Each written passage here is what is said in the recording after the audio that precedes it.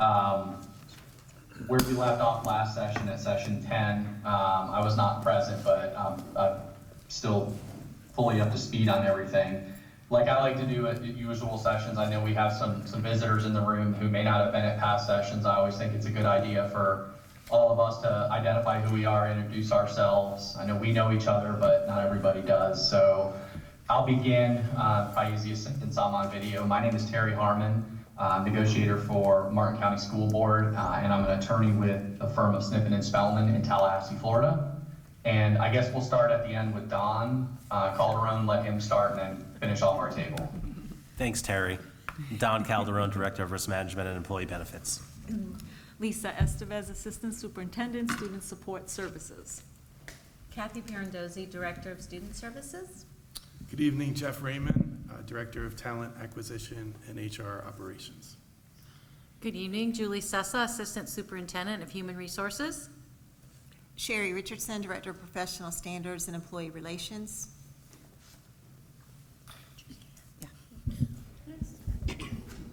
Ariane Deneen, MCEA. Kimberly Love, MCEA. Lonnie Barch, MCEA. Matt Theobald, President, MCEA. Gary Simmons, Chief Negotiator for MCEA from FEA. Alec McIntyre, MCEA. Pat Holtz, MCEA. Susan Rayo, MCEA.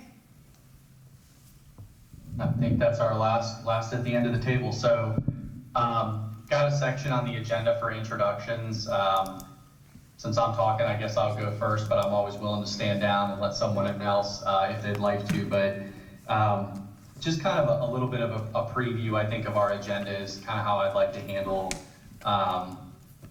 my introduction, at least for purposes of today. I know this is session 11, but I think aside from presidential leave, I think this might be session 4 or 5. But overall, this is, I think, I'll be our 11th time together. Separate from the presidential leave, which was really kind of preseason. What I said at the original session, I think when we were all together back in July, was that the board and I know our team had a desire this bargaining season to try to not prolong things and to try to move quicker than we have in the past. And I know your team, my colleagues on the other side of the table expressed a similar intent. And I think we've done that. I mean, if I recall last year, we were out into April talking about salary issues. And here we sit in September. I think we finished salary in August, which was great. And I think we've moved fast and we've moved quick. And I think that's good for everybody. But I do know we've got some things sitting out that I think we've had now a couple of sessions on, and I think we're going to talk about those today. And so I think that's the lead in. I tried to identify, or what we were trying to do when we put the agenda together was to try to identify the issues where we still had some back and forth going on or some discussion, and then to try to have an agenda item to talk about what are some of the issues that we've discussed during the course of this bargaining season that maybe we haven't talked about at the last meeting or two, just to see if there's any movement on those issues as well. So that's kind of our position as of right now as to kind of where we are jumping into everything. All right, so just reviewing the agenda, I see number 3 is the Martin County School District's response to the Western Zone request.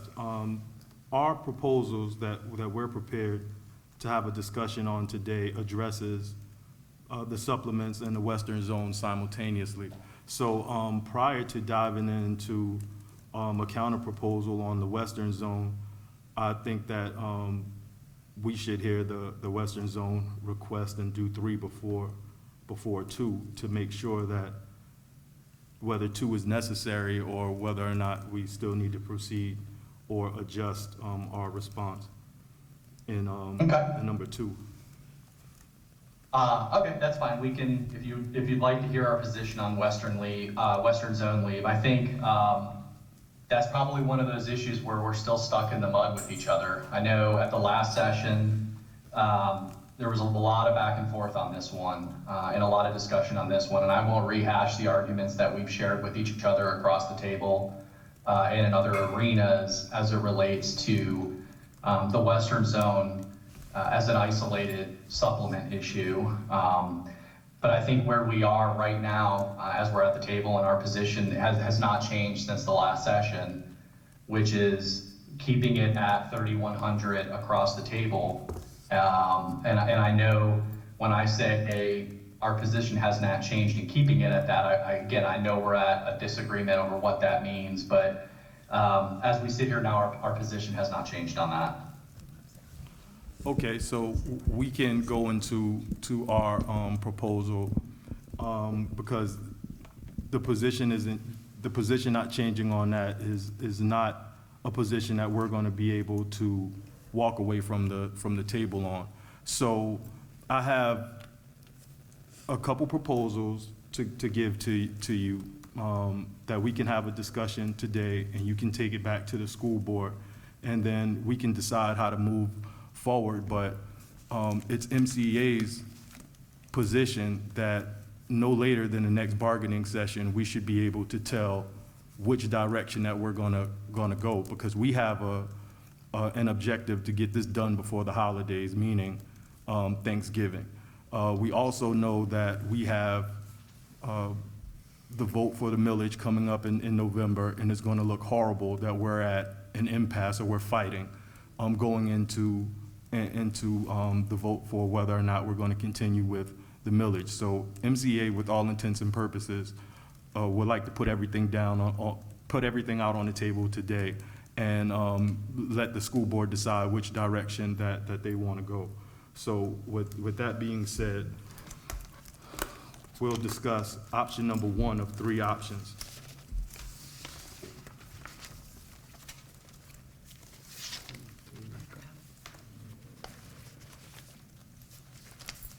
Is that what you emailed him, Gary? Yes. Yep, I've got it. I've got Okay, it now. awesome. Yep, I'm ready whenever. Is that something that you're gonna pass out hard copies to the team? Yes. Okay. Thank you so much.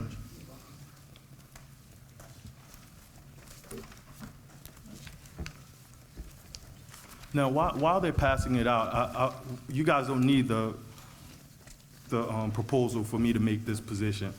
The most disheartening part about the district's position is that we've combed through numerous school board meetings, and for the school board to take a position that the Western Zone supplement has to be harmonious and across the board, we can't find any examples of bargaining unit members who are not grandfathered employees in the Western Zone that has taken that position.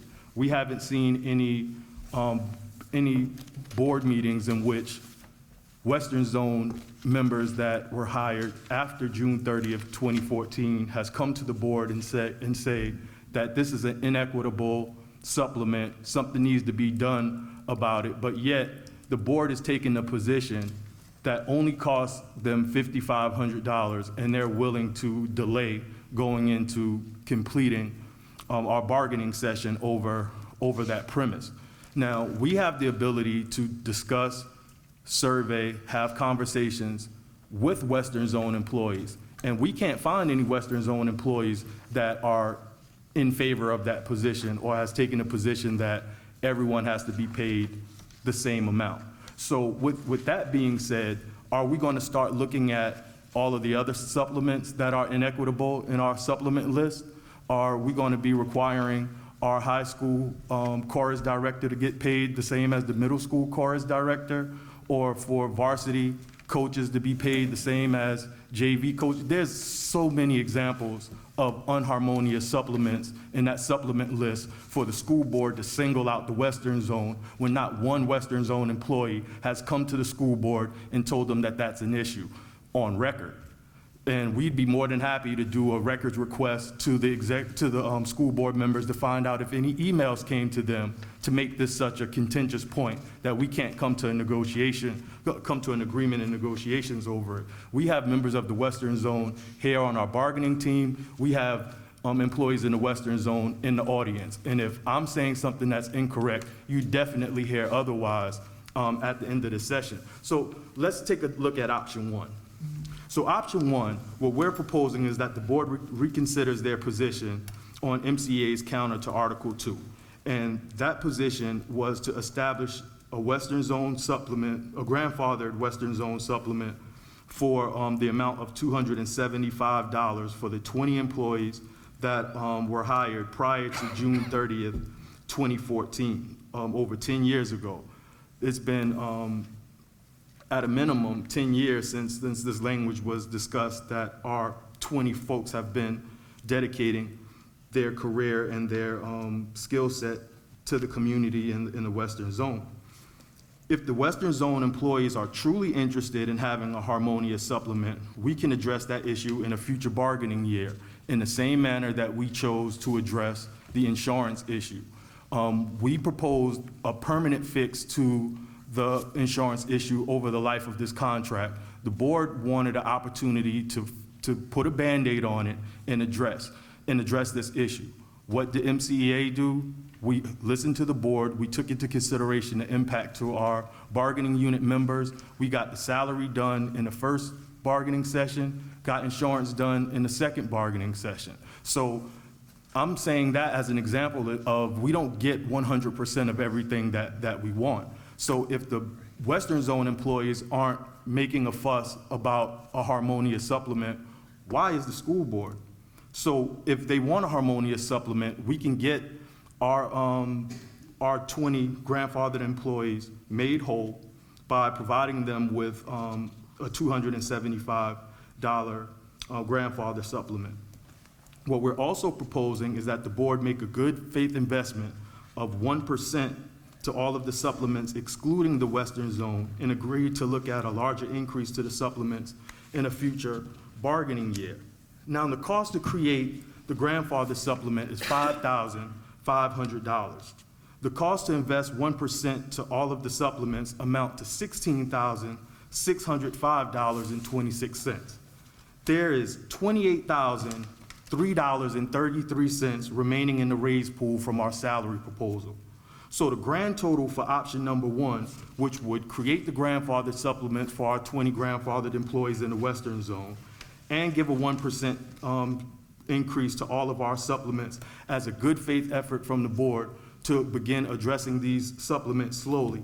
The grand total of that is $22,105.26, which leaves $5,898.07 still remaining in the raise pool for the board to utilize in any way that they see fit, should they agree to option one. Now, the reason why I'm going through all of this, because I want the record to clearly reflect that MCEA is not asking the school board to find any more money to address what we're proposing. What we're proposing is able to be financed 100% through the amount that the board already earmarked for raises. So we're not asking for 1 penny more than what they've already contributed to the raise pool. And a matter of fact, we're not even spending 100% of those dollars.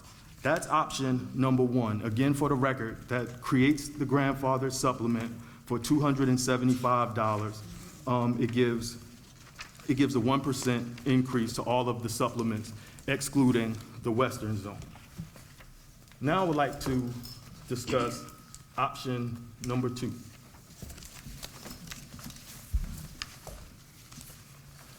Okay. I'm there. Okay. Let's get these passed out to everybody. Here you go. You need one more? And Trish, if you would be so kind.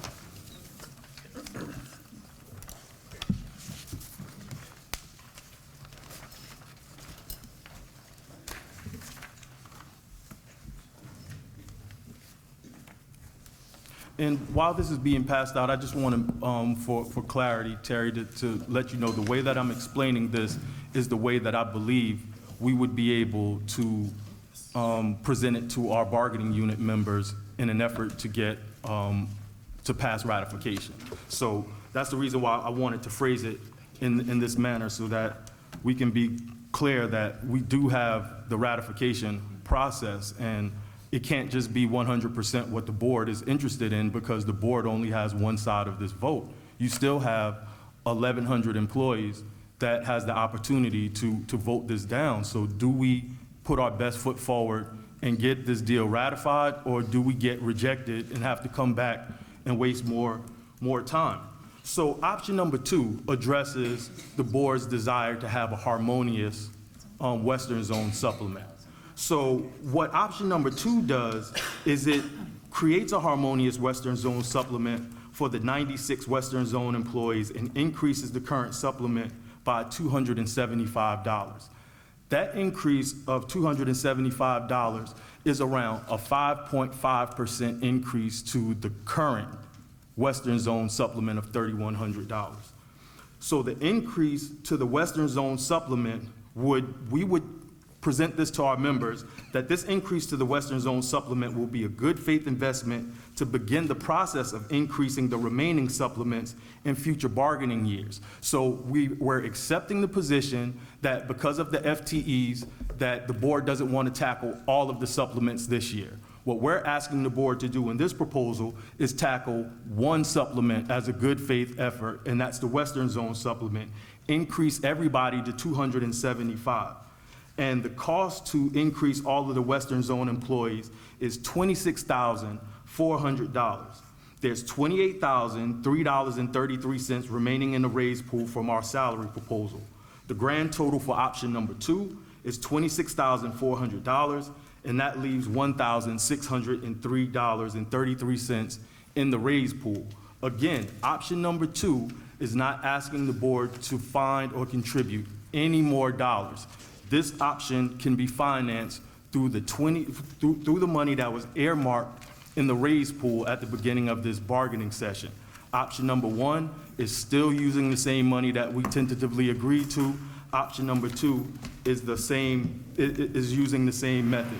Both of them still falls within that $28,000 that's remaining in the raise pool. So again, for recap purposes, option number 2 just addresses one supplement this year with the intention to address the other supplements in subsequent years. And the cost of this is $26,400. And I think that the last thing that I want to say on the record on option number 2 is we've decided to create these options as a pathway to try to get to an agreement. We have an October 1st deadline for the state, and that's something that I truly had a desire in meeting. When we're talking about the FTEs, I said it on the record in the last bargaining session that low FTE numbers isn't an issue that's mutually exclusive to Martin County. Several school districts are dealing with FTEs. For example, the same week that I came to the table to address these supplement issues, I was working with the FTE situation in Okeechobee County, one of the other districts that I bargained for at the bargaining table. We were able to get to, just like Martin County, we were able to get to a salary agreement the first night. That salary agreement put their starting salary within $34 of Martin County. So Martin County's starting salary is $51,034.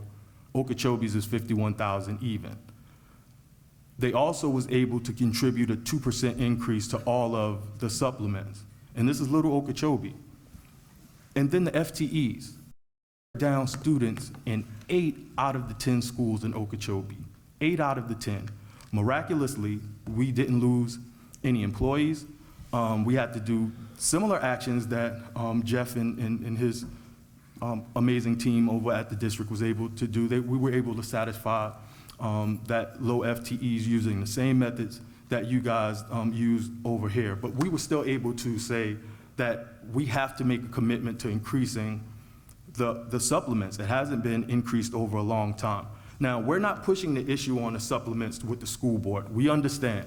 We came in very high, and I know that we said that on previous sessions, and I'm willing to say it on the record. We came in really high, and we're willing to come down to attempt to get a deal with this particular, with these two particular items in the contract, the supplements and specifically the Western Zone supplement.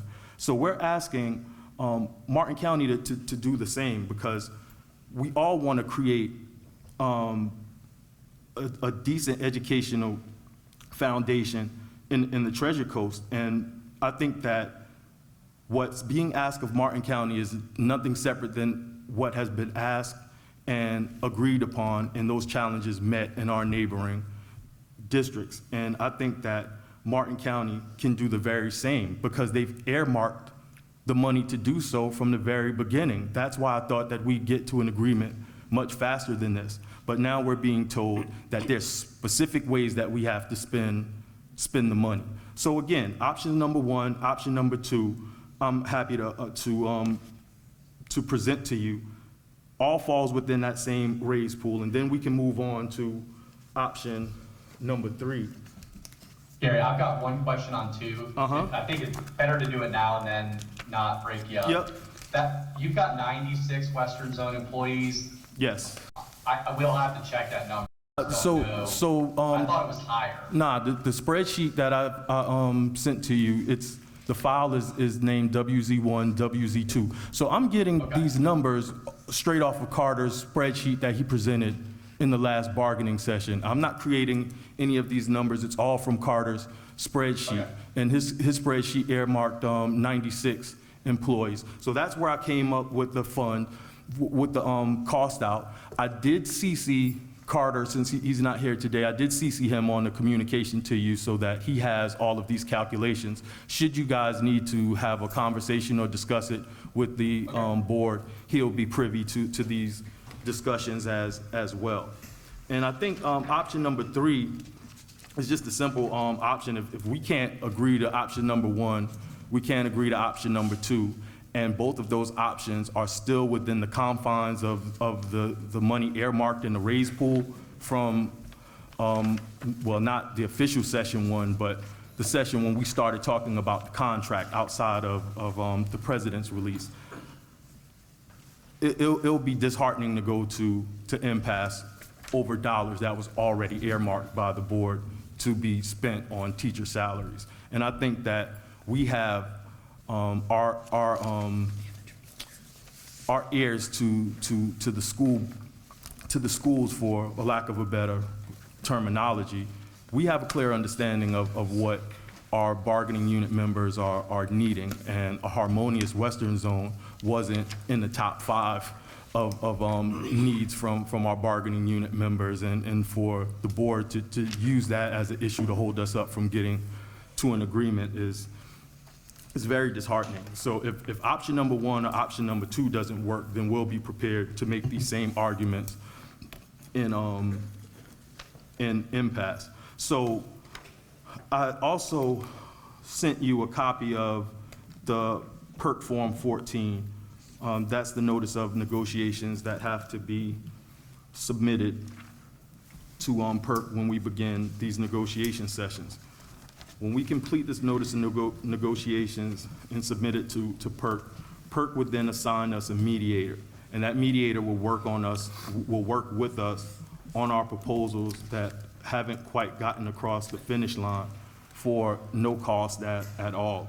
Should those mediations fail, then we can move forward with the impasse process. But we're at this point where we have two options. We can address the Western Zone for the grandfathered folks, and then start addressing the supplements by increasing it at 1%.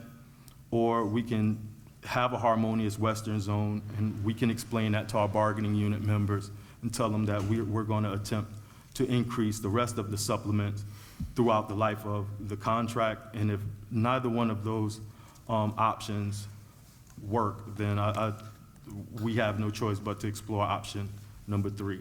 So that's our presentation. We're more than willing to take any questions at this moment, but I'm just asking you to take our proposals into serious consideration, and hopefully we can come back to some sort of agreement or at least a pathway on how to move forward in the next bargaining session.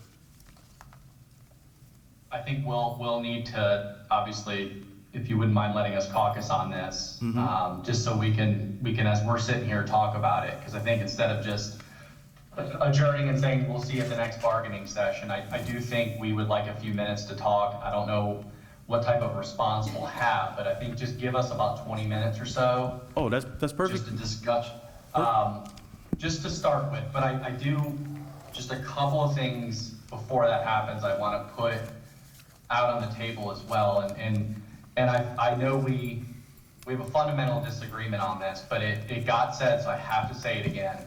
The board is not singling out Western Zone supplement employees. And I'm sorry that that's the way it is being perceived.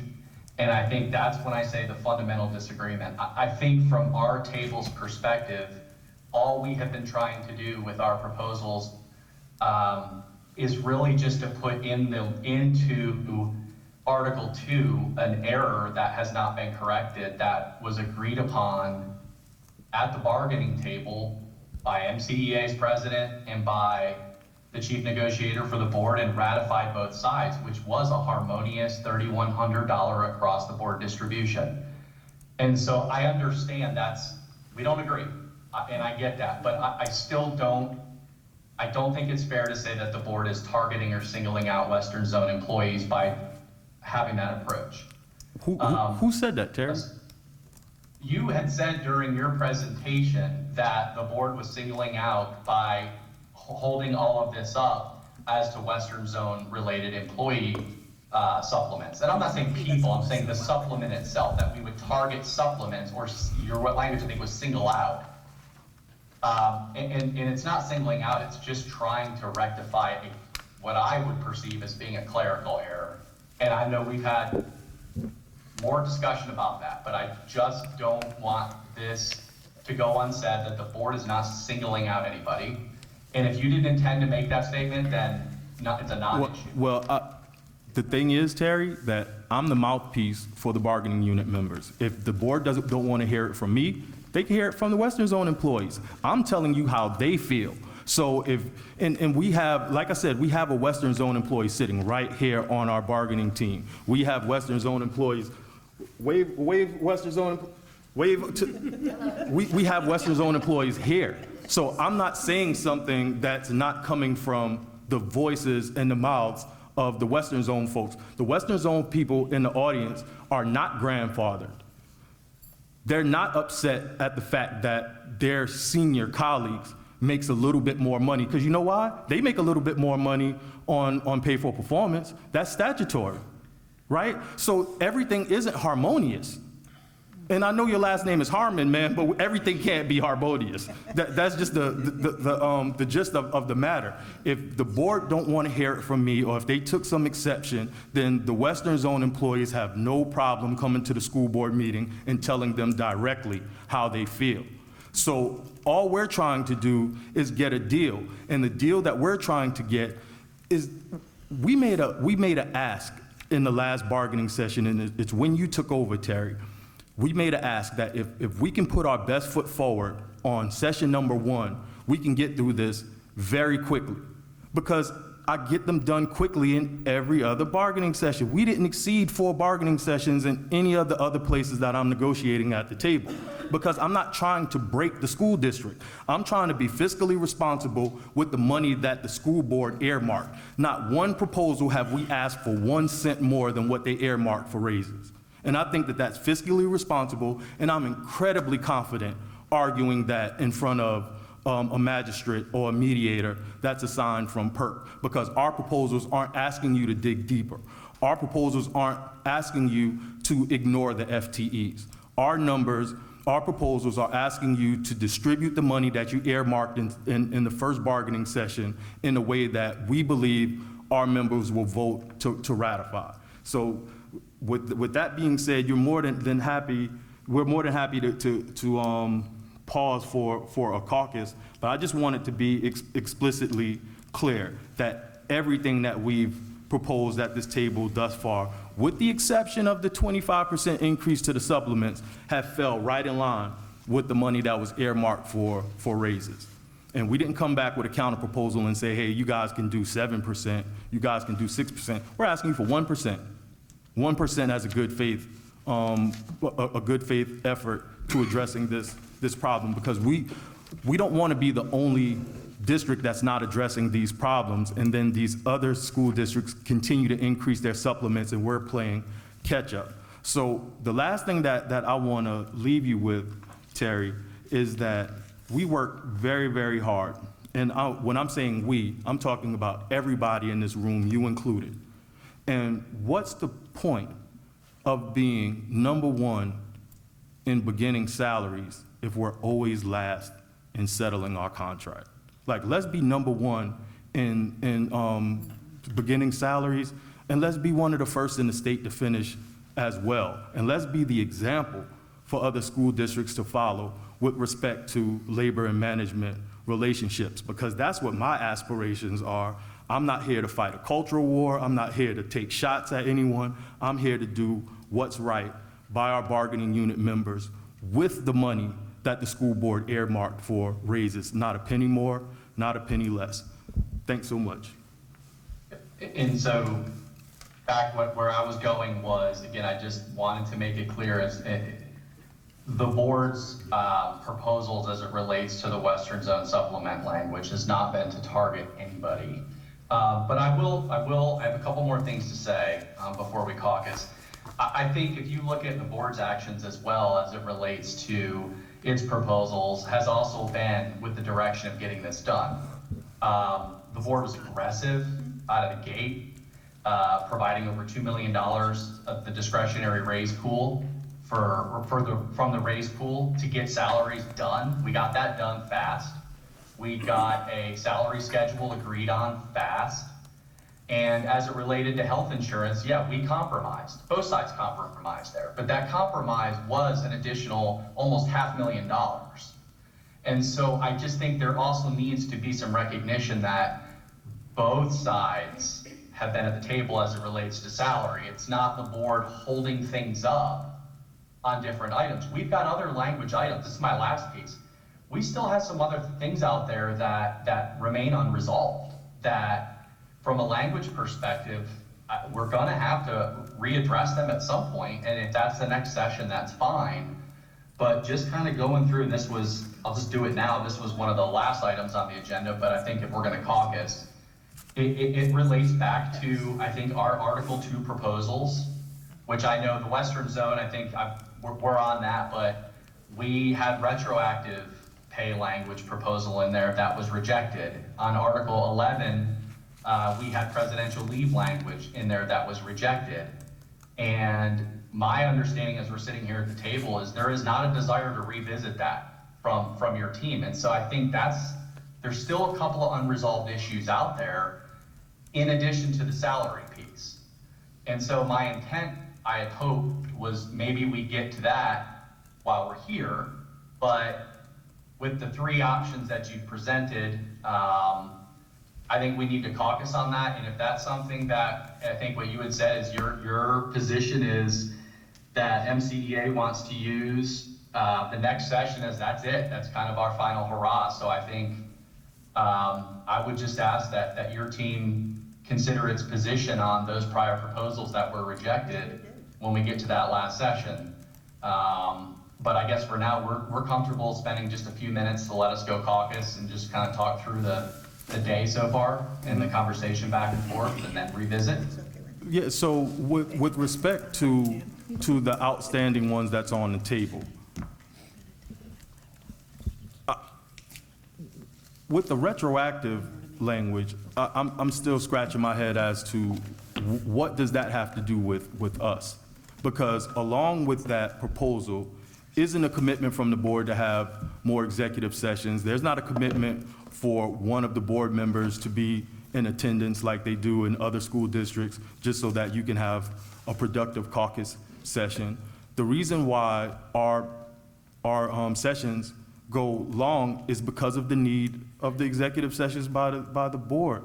As I said, and Terry, so, We have to respectfully disagree. We already argued this issue. yeah, so the thing is, so you're telling me that you guys have the ability to go in caucus right now and give us a response?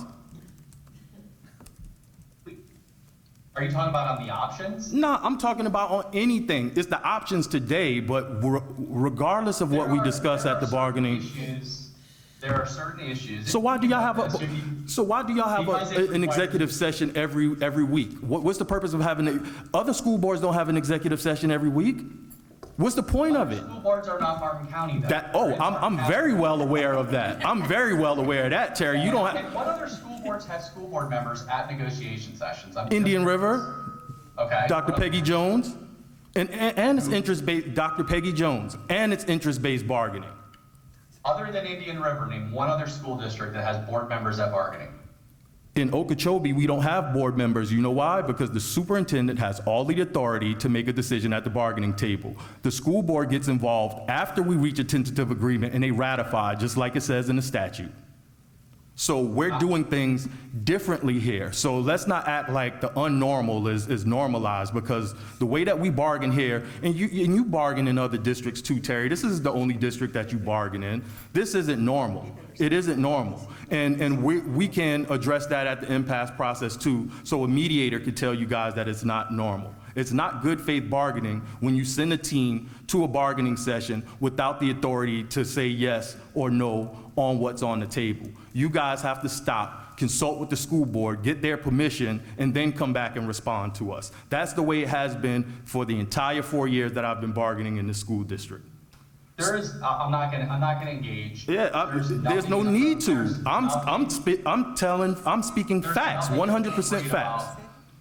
There's nothing inappropriate about what this board does. I didn't say that. What I'm saying is that that's what delays the process. The reason why we were able to get to an agreement the first night and finish our tentative agreement in Okeechobee is because their superintendent has the authority to say yes or no. They don't have to have an executive session with their school board. The reason why we could get to an agreement in 2-3 sessions at Indian River is because Dr. Moore is empowered through the school board to make those decisions, absent of their vote before the ratification process. So, I mean, you don't have to believe what I'm saying. You're more than welcome to check it in and of yourself. The last time I heard... It's irrelevant, Gary. I really don't care what another district does. Like, Yeah, the school board has a right to... Right, and we have a right to say no.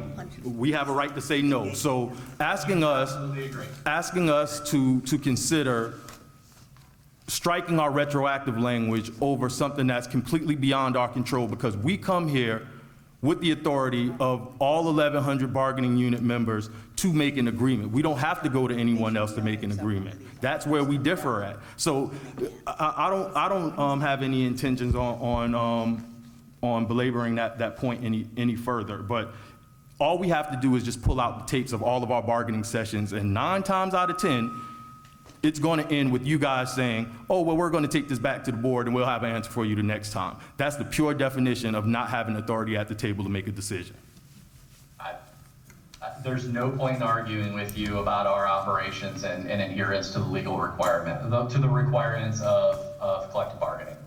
You do your team's way. You do not represent an employer or a school board. We will continue to do what we need to do. Right, and you have that. To get where we need to go. And you have that right. Just don't ask us to make our members lose money because you guys got to have an executive session every week. That's the only thing that I'm saying. I'm not telling you not to have your executive session. What I'm saying is don't cut our members' money short because you got to have a bargaining session, executive session every week.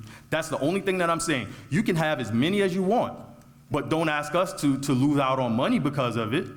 That is not what's being asked. So what is being asked? If you're saying that we have to come to an agreement by February or else we won't have our payments retroactive, how is that not a financial hit to our members? Gary, you would agree, right, generally speaking, that not coming to an agreement hurts every one of your members, right? No, I would not agree to that. What I would agree to is that the board coming to the table without authority hurts our membership. Because, like I said, this is the only place that it happens at. This is the only place that it happens at. And I'm telling you, like, sometimes I kind of miss the private sector. At least these guys know what's on the table. I kind of miss the private sector. At least they cut straight to the point. With this, it's not even,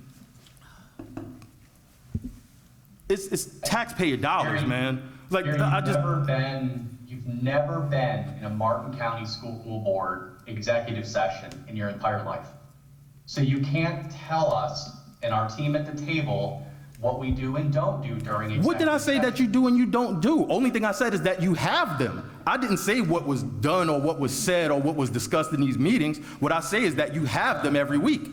Okay. So, I'm very conscientious and deliberate in what I'm saying, Terry. So let's not try to put words in my mouth to make my argument an alternate version of what it is. What I'm simply saying is the reason why this process takes so long is because we can't separate in the caucus and then come back after 20 minutes, 30 minutes, an hour, and come to an agreement like we did in sessions, in the session where we dealt with salaries and the session that we dealt with insurance. We were able to get in the caucus, come to an agreement on that. That was the first time in 4 years that that's happened. The first time in 4 years. Because we had to Here, agree. the point of It the only works when proposal, we have to from agree, our right? But perspective, they have to agree, it doesn't. is not to give the school board the opportunity to have executive sessions and to drag things out. The purpose of the proposal that we put in there, because right now what the language says is we can bargain in perpetuity and come back and resolve in 2.5 years from now, or whatever period of time, and make good on that. That just drags it out. And so what our approach was, the board's approach, was to force both parties to get to the table and to come to an agreement by February, because if it didn't happen, the non-retroactive perspective is bad for everybody. No, it's not. And so whether it's excessive executive sessions from your position, or whether from our position it is rejections of offers that we think are appropriate, and we agree to disagree on that all the time. But the onus of it was to force both parties, and I know you said at the last one, the first time I proposed this, that we should already be doing that, and we are. But when you have a contract that says, get it done by February 1, or else you're gonna have 1,000 very angry people, it would have to speed this process along. That's the reason why it was proposed. If anything, it would have the effect of condensing the time period. And so that's the reason why it's being thrown out there as a proposal, and why the board would like to do that, was to make it get done faster, not artificially, but having it in concrete. That's it. Yeah, That's all it is. And if you but- don't agree, I hear you. Yeah, but the thing is that for the past 2 bargaining sessions, we were putting ground rules proposals on the table to which the board had no appetite. Wouldn't those ground rules accomplish the same thing? Man, let's go to No. caucus. Let's go to caucus. Yeah, Because please go to caucus. it's so hypocritical. It's so hypocritical. The board has rejected ground rules for 2 years consecutively. 2 years consecutively. And then we want to talk about putting pressure on both sides to get to, let's go to caucus. Let's please go to caucus. That's Only fine. one side has a consequence. Yeah, Only one side suffers in that. only one side suffers in that consequence, and it's always our side. Yep, not happening. That did not, I'm sorry, that did not come through, so. All right, so what they said was, with that proposal, only one side suffers should we not get to a February deadline. There's no oneness or any accountability on the board to, I think everybody suffers in that scenario, which yeah, is the they're suffering reason now. why They're suffering it now. forces us to Anyone come on to the that side table. making less money? Well, there's 3 options on the table that could help fix things. Yep. Okay, we'll caucus. Ms. Sessa, you just wanna, I think, She's gonna carry the laptop. I think she's gonna take the, glad we could get back. all right, you're out recording. Thank you. Okay, so thank you for that time. I think kind of wrapping up, the salary options that you proposed, we had some time to talk through those, options 1, 2, and 3. really kind of had a very short time to talk about where I think we are on the language side, which I think it's pretty clear from where we were before we went to caucus that there's still not an appetite to revisit those. So I think in light of that, we do think it would be beneficial with where we are on those those items that we talked about to come back at that session on the 24th, as I think the message has been sent that your position is that's it, as it relates to the proposals that were made and the 3 options that you've outlined in writing. I appreciate that. I think it helps us understand the why and to see it. We can run some calculations on our end as well, and just have an opportunity to more thoroughly go through it in light of where we are on some of the other items as well. So as my notes are, and I know you may have some more to provide, but I think I have September 24th as our next date. Is that what you have? I believe you're right. I'm double checking right now. Yes, sir. Okay. So I think that's what we've got from our team's perspective at this point. Okay. All right. Always a pleasure. Likewise. I think you're good on your side, so we can call it a day and Yes. see each other in 12 days. Yes, sir. Thank you. Thank you. Thank you all. Thank you, Terry. Thank you to our guests.